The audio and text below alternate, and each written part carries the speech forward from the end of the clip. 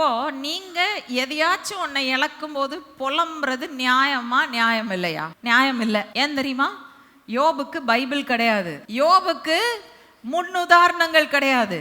யோபு இருந்த காலத்துல தேவனுடைய கிரியைகளை இவ்வளவு நாளா பார்க்கல. நீங்களும் நானும் இந்த பூமியில எத்தனையோ ஆயிரக்கணக்கான வருஷமா ஆண்டவருடைய கிரியைகளை காண்கிறோம். அதுல பாதி இங்க பைபிள்ல ரெக்கார்ட் பண்ணியிருக்கு. எவ்வளவோ ரெக்கார்ட் பண்ணி நம்ம கண்ணுக்கு முன்னாடி இருக்கு, நம்ம வாழ்க்கையில் அனுபவிச்சிருக்கோம். முறுமுறுக்கிறது நியாயமே கிடையாது. சில நேரத்துல ஆண்டவர் என்ன செய்யறாருன்னா, அந்த சிறையிருப்புகளில் நம்மை கடந்து போக அனுமதிக்கிறார். ஆனா அந்த சிறையிருப்பு முடிவுக்கு வரும்போது என்ன இருக்காங்க?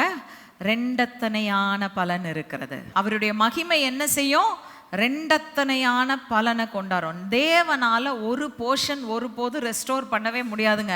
அவரால் நீங்க இழந்தது மட்டும் திருப்ப கொடுக்கவே முடியாது. யோபா இருக்கட்டும், ஆதாமா இருக்கட்டும், யாரா இருந்தாலும் எங்க பார்த்தீங்கன்னாலும் ஆண்டவரை பொறுத்த வரைக்கும் ஒரு மனுஷன் உன்னை இழந்துட்டானா, நான் திரும்ப கொடுக்குறேன்னா நான் ரெட்டிப்பா தான் திரும்ப கொடுப்பேன். ஹல்லேலூயா.